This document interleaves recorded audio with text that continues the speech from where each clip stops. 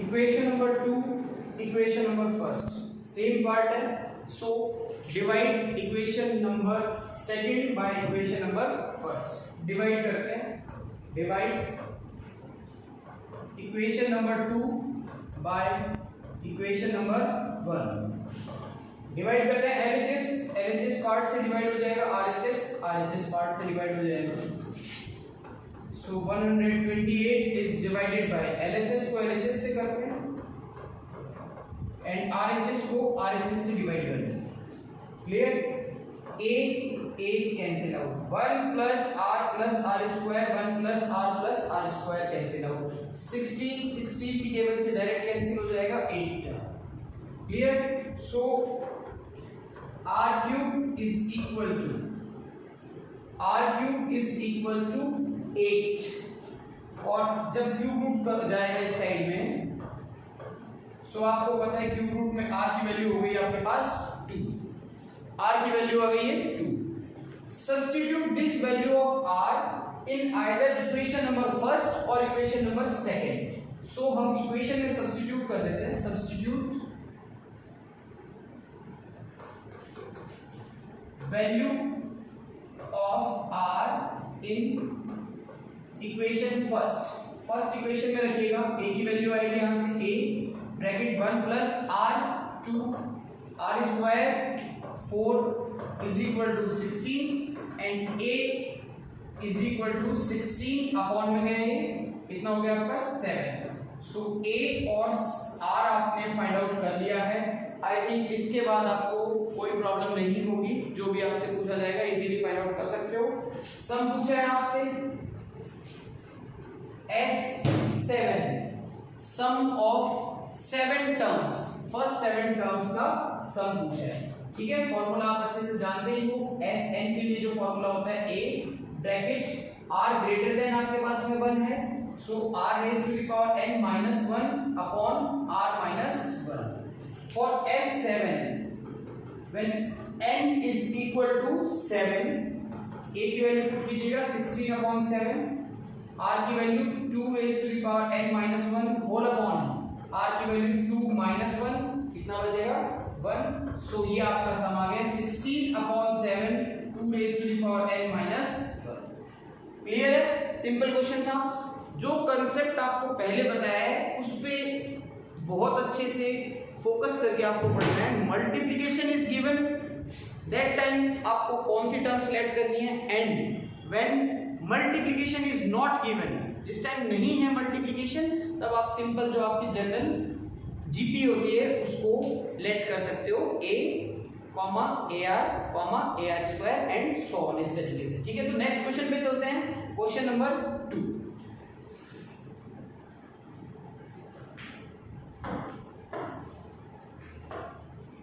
Question number 2, उस question number जो आपका 1 है इसमें मैंने S7 फाइंड आउट किया है। ठीक है, आपसे जो भी पूछा है उसको फाइंड आउट कर सकते हो, S7 कर दिया आप, S8 कर सकते हो, S9 कर सकते हो। आई थिंक क्वेश्चन नंबर जो आपका सम ऑफ n टर्म्स पूछा था, तो आप n टर्म्स का सम फाइंड आउट कर सकते हो। क्लियर? नेक्स्ट हम चल रहे हैं सेकंड क्वेश्चन पे हमारे। सो क्वेश्चन है given a GP with a 729 and seventh term 64 given है, determine S7 फाइंड आउट करना है। थोड़ा ध्यान से देखिएगा क्वेश्चन, सॉल्यूशन स्टार्ट करता हूं। Same lines, let a be the first term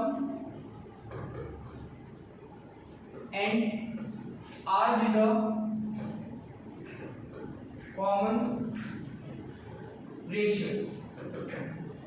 question के according first term 729, seventh term a7 64, कितनी है 64।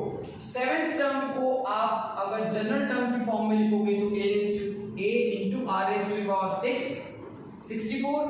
Substitute the value of a की वैल्यू यहां पुट कीजिए 729 r raised to the power 6 is equal to 64।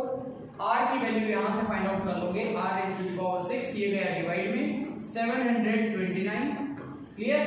और r raised to the power 6 we can write this in another form of exponent कौन सी, 64 होता है 2 की पावर 6 एंड 729 होता है 3 raise to the power 6, so whole power 6 दे सकते हो। समझ में आ गया। यहाँ पे इवन नंबर्स हैं, इवन नंबर्स होते हैं at that time r is equal to, आपको पता है प्लस और माइनस दोनों में आंसर्स आते हैं, सो 2/3 और वी कैन से, और क्या बोल सकते हो, r is equal to 2/3 comma minus 2/3, दोनों को कंसीडर करना है, 2/3 एंड माइनस 2/3। ओके, r की वैल्यू आपने फाइंड आउट कर ली। अब आपको डिटरमाइन S7 इसमें फाइंड आउट करना है। सो S7 के लिए पहले Sn का फॉर्मूला यूज करेंगे, sum of n terms of a GP। What is the formula, a bracket 1 minus r raise to the power n upon 1 minus r, because r is less than 1 से छोटा है, इसलिए ये वाला मैंने formula use किया। For n is equal to 7, n7 के लिए S7 a आपके पास में गिवन है 729, ये देखिए 729 आपको पहले से गिवन है।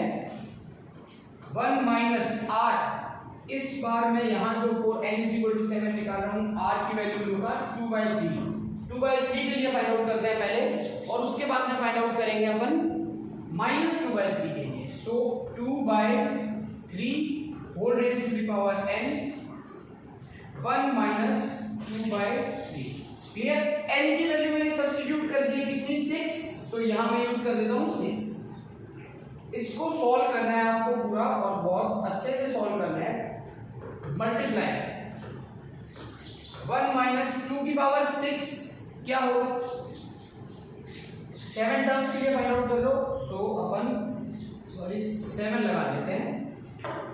2 की पावर 7, 2 की पावर 6 है 64, 2 की पावर 7 कितना हो जाएगा 128। 3 की पावर 7, 3 की पावर 6 कितना है 729, उसमें एक और 3 का मल्टीप्लिकेशन दे दोगे तो हो जाएगा 2187, 7 to 9 3 2 7 8 20। क्लियर है, ओके। होल अपॉन, जैसे यहां इसने एलसीएम लिया तो 3 माइनस 2 1/3 आपके पास रिमेनिंग होगा। अब देख लीजिएगा 729 इंटू एलसीएम लिया 2187 माइनस 128 अपॉन 2187 मल्टीप्लाई, नीचे वाला रेसिप्रोकल हो गया 3/1। 729 इंटू 3, इस 3 से इसको कैंसिल किया 729, और 729 से ये कैंसिल, जो आपने माइनस किया वो आपके पास में फाइनल आंसर हो गया। तो 17 में से 8 माइनस किया, 7 में से 2 किया तो आपने 5 आ गया, और ये आ गया आपके पास 0। क्लियर है, एक बार और सब्ट्रैक्ट कर लीजिएगा, अच्छे से ही कर लेते हैं, लिखते साइड में 128। ठीक है, यहाँ 17 हो गया, 17 में से माइनस किया 9, यहाँ 7 हो गया, 7 में से 2 माइनस किया 5 हो गया, ये 0 हो गया 2, सो आंसर आ गया 2059। सेकंड जो आपका r की वैल्यू कंसीडर करनी है वो है r is equal to minus 2/3, इस पे भी आपको फाइंड आउट करना है। r is equal to minus 2/3, इसमें चेंज हो जाएगा, बाकी एज इट इज रहेगा 729 इंटू 1 माइनस, और ये माइनस का जो आपका 2/3 की पावर 7 हो गया, और नीचे 1 माइनस का r, तो माइनस माइनस बना देगा इसको प्लस, और इसको आपको एक बार फिर से सॉल्व कर लेना है। सो 1, इसका रिजल्ट क्या होगा, नेगेटिव और नेगेटिव पॉजिटिव, 2 की पावर 7 128 अपॉन 2187 होल अपॉन, इसको करोगे तो 3 + 2 5/3। ओके, 729 इंटू एलसीएम लिया 2187 प्लस 128 अपॉन 2187, रेसिप्रोकल हो गया 3/5, 3 से ये कैंसिल 729, 29 से ये कैंसिल, और इसको सॉल्व कर लीजिएगा 5 1 3 2 अपॉन 5 से इसको डिवाइड कर देना, 5 से डिवाइड करोगे तो 4 6 3।